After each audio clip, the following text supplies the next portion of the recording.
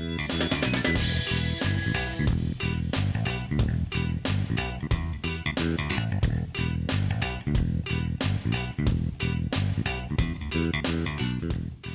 welcome to Voices of Somerville, a program brought to you by the City of Somerville, the Office of Somerville Commissions. And today, I'm very glad to have our new allies, the GLASS LGBTQ Adolescent Social Services Friends. And they came in all the way to Somerville, and they've been doing a lot of programming in Greater Boston. And now we're going to get to talk a little bit more deeper about the programming that they have been doing and encourage them to do more. So I'm going to just kind of go around. We've got several folks here. I'm going to introduce everybody, and then we're going to just have like a round table discussion. So first, I'm going to start with Tyreek Spriggs. Yes. Tyreek is the Education and Recruitment Specialist. Correct. Welcome. Thank you. And also we have Damian Lima, Education and Recruitment Specialist. And I also have Marcos Palmerin, Outreach Coordinator. And so we're going to talk about LGBTQ adolescent social services. And first, I just want to find out a little bit about just GLASS and tell us a little bit about the origin of the organization and kind of what's the goal of the group. All right. Boston GLASS started out in 1995 out on 93 Mass Ave. The original intention was a drop-in center for people of color, LGBTQ youth specifically, to really come in and build a community. Since then, we've grown a lot, and we are now located in the Boston area, not Central Boston. We moved from Central Boston to the JP Roxbury area, 75 Amory Street. And our mission now is a community center that provides a continuum of direct services for LGBTQ youth of colors. And our real goal is to provide LGBTQ youth the tools they need to really thrive within the community. And how many folks do you see on either a daily, weekly? Do you have kind of a idea of how many folks you're starting to see? Yes, and our new location is starting to really pick up. In the winter months, it kind of wanes, especially with the snow. But we are seeing about 30 youth, would you say? Yeah. Yeah, 30 youth per week, non-duplicated. So, and then per year up to, I mean, it can range year to year, but we're seeing about, I would say comfortably, 600 different youth coming in through our doors per year. So you're having your 20th anniversary, is that right? Yes. Yeah?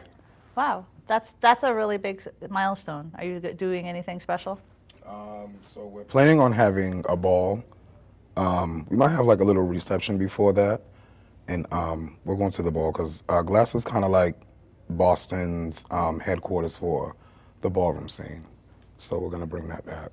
So ballroom meaning the complete ballroom dance? No, not a ballroom dance. The ballroom scene is like it's a subculture of the scene. It's a subculture. Okay. So if you ever seen like Paris is Burning or anything like that, that's what ballroom is. It's basically just a big competition with different houses that compete for whatever the grand prize is. But it is dancing. Yeah, they have different categories like voguing, runway, best dressed.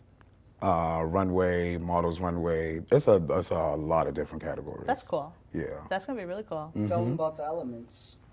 The 5 elements of Vogue? Yeah, there's 5 specific elements. So there's 5 elements. So there's a thing going around. So now there's 6 elements. 6. So now it's hands, catwalk, duck walk, spins, dips, and floor performance. So all that wrapped up into one, yeah. That's interesting. Yeah. And is that actually like a walk that a model really does? No, the models, that's usually runway. Okay. So they have like models runway, they have like all-American runway, European runway. Yeah, so that it's sounds really cool. interesting. Yeah. That sounds really cool.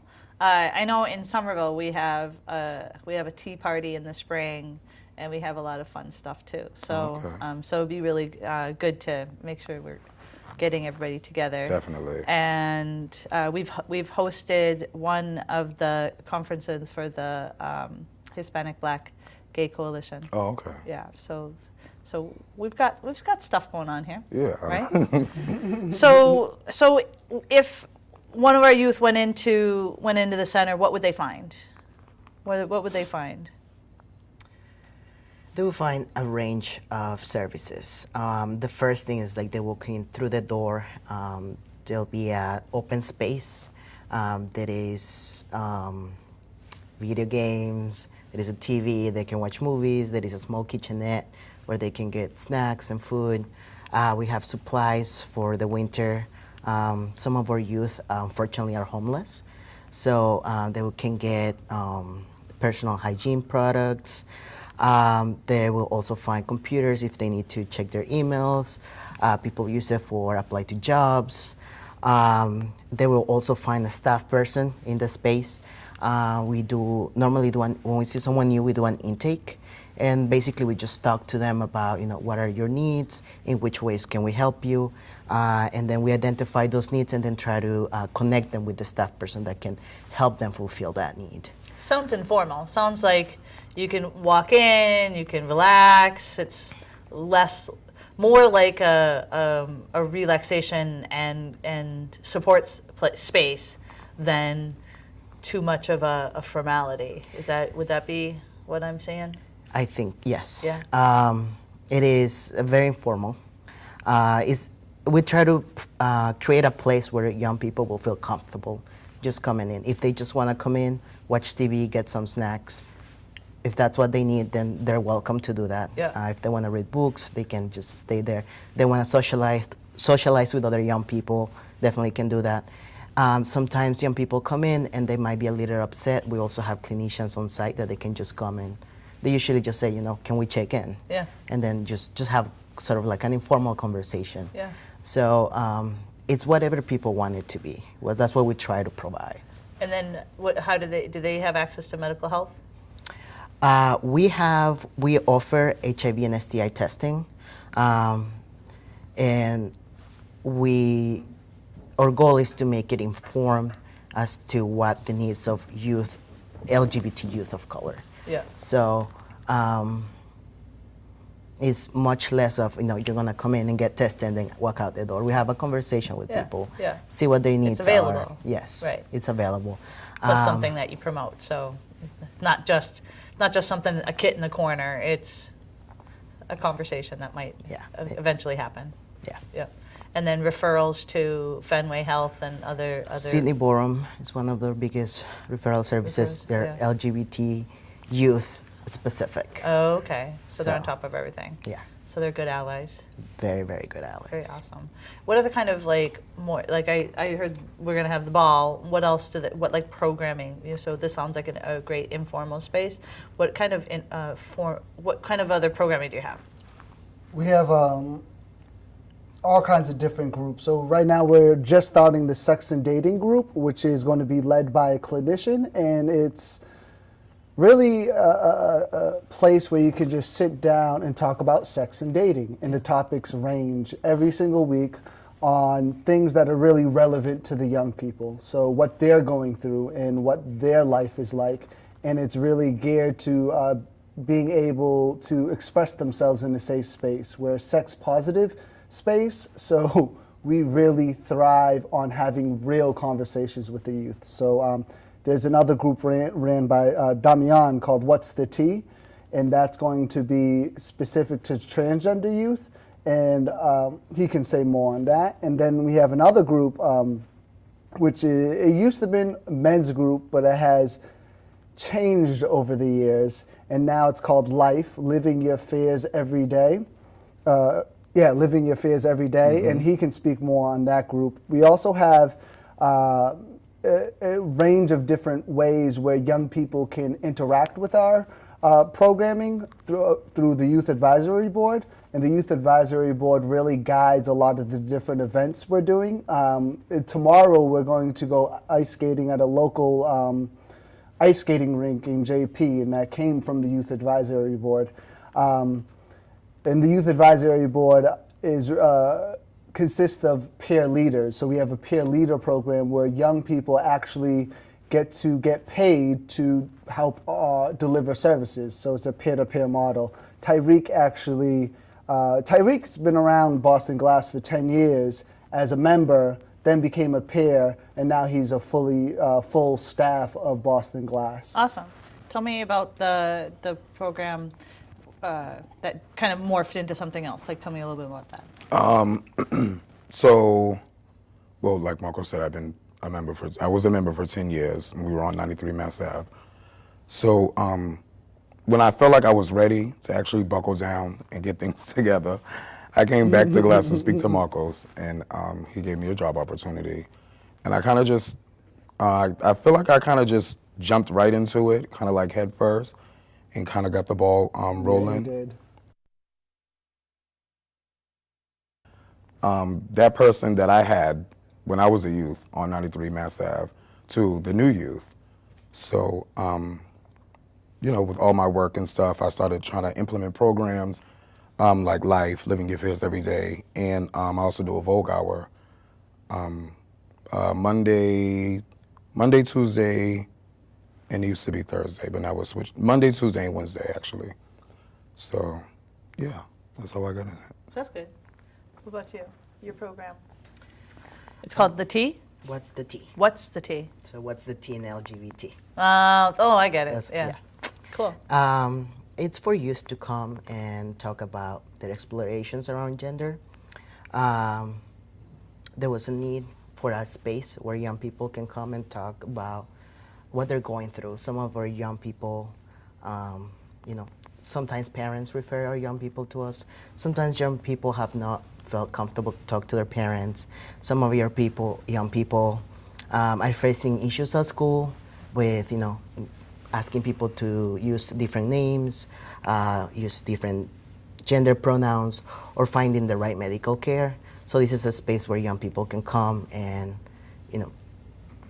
support each other and share with each other, tips on, coming out, or just find other people like themselves Right. and not feel isolated. Right. I think that's really good. And so you've got the formal programs, you have the ball. That's coming together through the advisory group, or is that more of an agency-led? It'll kind of be with everybody because it's going to be a big ball. Usually we have what we call a Friday function, the last Friday of every month, which is kind of like a mini version of that. Yeah. So So that's cool. What are the communities that you kind of feel like you've really made a lot of headways in, and what are some of the communities where, boy, you wish you had more connections with? I think one of the biggest communities that are represented at Glass are homeless youth. I feel like we do provide a space that is very open and that is non-judgmental, and young people can come and get their needs met if we can meet them. In terms of populations that we are trying to reach out, I am not so sure about that. I feel like we kind of touch every population a little bit, like the trans youth, MSM of color. I think we kind of touch on all populations. You do? Do you feel like you're getting into like Haitian and Muslim and the Asian community? Are you able to do that, or are you guys really kind of a place where people come in to you, and do you guys do outreach out towards the different communities? So our approach to our outreach is a very wide net. Yeah. There's no specific focus. I think one of the groups that we are trying to really engage is going to be lesbian women of color. And I think that's one of the most challenging groups because of historically a number of different reasons. And I think we're still trying to work on finding out how to make the space to let women feel more comfortable within the space, because within the Vogue scene is very the Vogue scene is very it's an interesting culture because it's a majority of men of color, trans youth, people of color, Latina, and also black.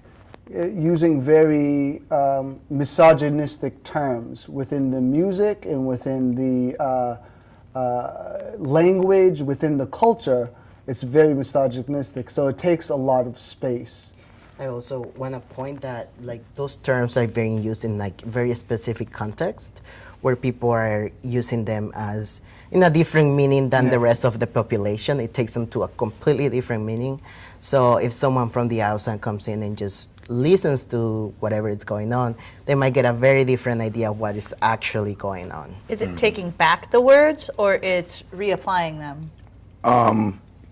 I think it's redefining them, whereas I won't say any of the words on the show, but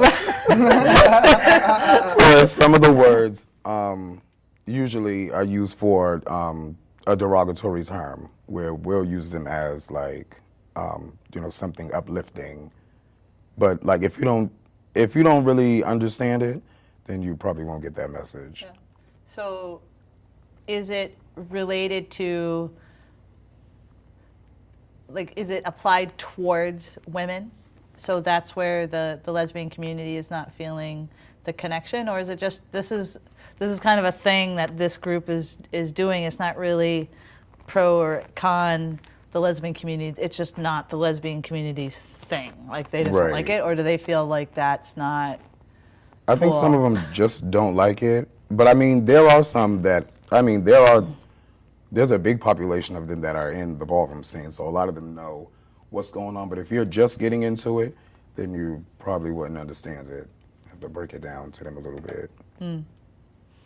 Language is always a tricky subject because there are also other words that we use in that we use them as not uplifting way. Yeah. Whereas for some other people, like they cannot really because of their experiences, because the place where they've heard them before. Right. I don't know if I can use the word queering here.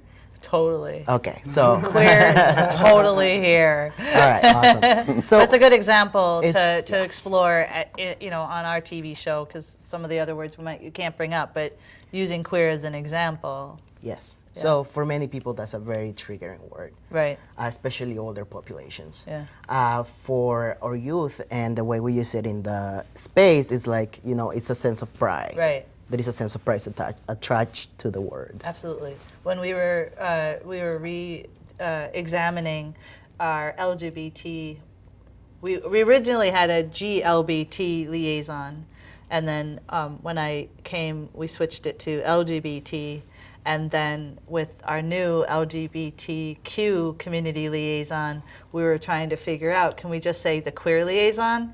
And knowing that there's a whole population that's cool to say queer. So the queer liaison, that would be really cool. But there's also not too old, because I know people in their 30s that were just like, what is that word? I think it stumped a couple people. Like they didn't even really have it as like an available. So I don't think they're like into the conversations about it. Mm-hmm. But then other people have the negative connotation. So I think it's a new word that's starting to take on a power.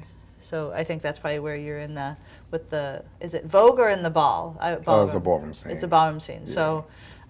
So it would be where you're challenging the words and taking on new meanings and exploring it. Yes, I mean, to us, it's kind of like uplifting, like when we're on the floor and we're competing and someone screams something from the side and kind of makes you want to go off even more or really get into what you're doing. Or even there's like a term which is from the 80s, and people still say it now, like white woman. Like, what does it mean to be white woman? Because in the ballroom scene, when it first started, it was for people of color to feel like they were going to be a star for that one night because they didn't have a chance to feel like that in their regular lives because of everything that they was going through. Yeah. So like some of the categories are like best dressed. So you get a chance to go out and find something and piece something together that looks like very glamorous.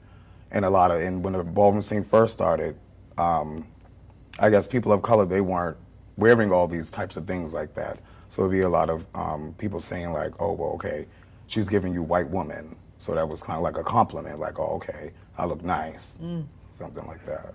It's interesting because I'm just thinking about in the civil rights movement, the activists to prepare for what's going to happen to them if they're going to be at the counter or when they're going to walk. They practice and they have their fellow protesters yelling hate words, and to prepare and kind of to.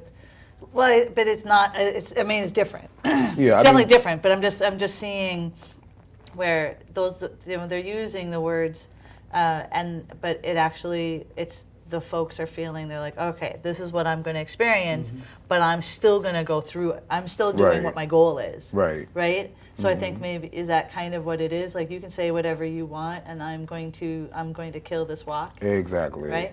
Just and so like you can that. say what you want. This is going to be the best walk. And it also gives you tougher skin too, in the outside world because there's a lot of hate going on. So the ballroom scene, everybody kind of sticks together. The houses are kind of like fraternities and sororities. So there's big groups of families, and there's like different chapters in every state. So how do you work on like safe day to make sure people have they feel like this is like, if they're starting to wobble, where they're like that's impacting them and they're not feeling comfortable, they also get surrounded and said you're cared for in the space as well? For me, I usually just I use it as an opportunity to have a conversation. Yeah. I guess to have a conversation and try to educate around the culture. Yeah. And I mean, if they feel like if they're in a space and they feel like it's too much, I don't have a problem turning the music off and saying, okay, well, we'll finish this tomorrow because they don't feel comfortable. Yeah. Or ask them if there's anything that or even take that time to start a conversation about how that person is feeling and see how everybody can be included in what's going on. What's going on? Yeah. What other programming? Do you have anything that you're kind of crafting and you're starting to think about and you're getting excited about? Yeah, I mean, I think we're really excited. We had a turnaround recently. A couple of people have left to go on to bigger things for themselves, which is awesome. We have a new youth program director of youth services. Her name's Mio. She's doing a wonderful job of leading us. And what we're doing right now, we're in the midst of expanding our services. So we're really focusing back to what I was saying before when we're casting that broad net. We're really trying to get to bring together all these different subsets of the LGBTQ community into one place. And that's where language comes in, and that's why it's very difficult. You got the Vogue community, you got the homeless community, you got all these different things coming together, and it's very diverse. And I think what's exciting for us is creating a program that really fits and molds to everyone's need within the drop-in space. So I think one other big thing that is coming up would be, what would you all say? I think we have all kinds, just so many different things. We have more partnerships coming in. So we're linking up with Pink and Black or Black and Pink? Black and pink. Black and pink. Black and Pink, sorry. Black and Pink, which they focus on LGBTQ who are within the prison system. We link up with HBGC. We're doing work with Bagley. We're doing work with just so many different groups. Also, the mentorship program. We just hired a new person, Jennifer Turner, who will be leading the mentoring program, which is a program that really focuses on building the skills of the young people we serve within our drop-in center in a very holistic way. So they're assigned a mentor, and this mentor will be their friend over hopefully years and years. So that just started moving. It's starting to gain some momentum. We linked up, I think, 3 people so far. And from the feedback from what I hear, it's really been a positive experience for the young people we serve. So I'm sure it's probably good for the mentors too, right? To be able to have that continuity and the continuing to be able to do that. So the mentors are paid, or these are volunteer community members? Volunteer community members. There you go. And how do you recruit them? We recruited them several social media, Also through our social networks. networks. Most of the staff is within the community, so we outreach to, I outreach to my softball team, and people apply. And there is an application process, and there is also a vetting process where they meet with one of our clinicians. There is an interview, and they just want to match the right person, the right youth to the right adult. Right. In terms of personality, in terms of career goals, so that these people can really form a very meaningful relationship. Right. And then do the mentors have some support? Do they meet, and is there more programming around that, or is it really you make the match and then you encourage them to continue on, and it's more match based and not mentors coming back and discussing? And so the match is a very important part, but there is also there are clinicians that are supporting the mentors through the process. Yeah. So there is support there for the mentors. There is something going on with the youth that the mentor doesn't really know how to approach. There is a couple of clinicians there who the mentor can reach out to and get the support they need in terms of connecting with the youth. And there is also training that the mentors go through. yeah, that's really good. That must be a really, really exciting new program, and you're gonna look back at your 30th anniversary and be like, yeah, do you remember when that was just starting? Yeah, it's one of those. Another big thing that we're doing, headed by Renee Reeves, wonderful person, is the partnerships we have with the Boston Public School System. Oh, good. So we're doing just so many different trainings, trying to find unique ways to engage a younger population to create safer schools in general. So we do bullying kind of 101 that's focused on LGBTQ language and how to make a safer space for LGBTQ within the school setting, as well as doing trainings for the staff of different, not only the Boston Public School System, but of other organizations. Boston PIC invited us because they didn't really, Boston PIC is a private industry council, is a nonprofit that focuses on all youth, mostly at risk, on getting them jobs. And they had no real focus on LGBTQ youth or any real understanding of what was going on with the issues of a young person who might be transitioning or a young person who is still questioning, and how that might impact them getting a job or accessing the service. So they invited us over and we did a training, and it went wonderful, and they asked us to come back. Also in Somerville, we hooked up with the LGBTQ, I can never say this word, liaison, where we're going to be coming to do the training to the guidance counselors in April. So we do a lot of technical support to other agencies who work with our population who may need a little bit more support. Yeah, I know that our own, we have a homeless youth shelter here, and I know that they could use some support around just queer mentor and helping their youth. So it's a holistic shelter. So the queer community is one of the possible community members. So to connect to.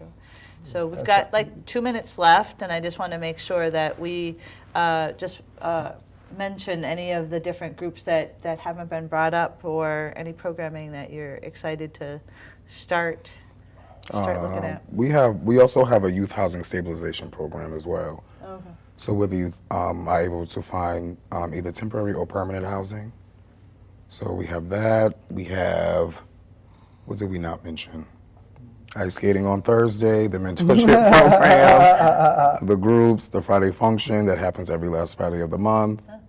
We got to do a skating together because we did a queer Halloween skating a couple of years ago, and it takes a lot of effort to make sure that you get a lot of people to go to it. Yeah. But we've done it here, and so we should partner. Definitely. Right. That'd be great. We also do a lot of work with exploited youth, so individuals who, young people who have been sexually exploited. We have that programming. What else? Performing art workshops. We work with, so Tim Grady, Yes. Tim Grady, he's, his specialty behavioral, Yeah. Keep finishing. he's wonderful. He does a lot of performing arts. That's his specialty in terms of his clinical approach. So he does a lot of groups around that. He also runs this sex and dating one cool. group. So you guys are awesome, and I'm really excited that Glass has come to Somerville and already has been doing programming, and I think it's going to continue to strengthen the programs that you guys are doing and connecting our community to your programs and vice versa, because we've got awesome youth and we have a large population that is looking for services that would be great. So it's very exciting to have Glass, and if you have any questions, please check out the website that we have been listing. And what is the website? Do you remember? www.jri.org/glass. Very Or good. you can catch us on Facebook. Facebook Glass? www.facebook.com/member .jri. Look for us also at the Office of Somerville Commissions Facebook page, which is facebook.com/Somerville Commissions. And we will, if we haven't already liked, we will like today. And so definitely check out Facebook. I hear rumors of a cool video that's coming up, so we'll be posting any YouTube clips that they create. There's awesome things coming, so stay in tune. And if you have any ideas or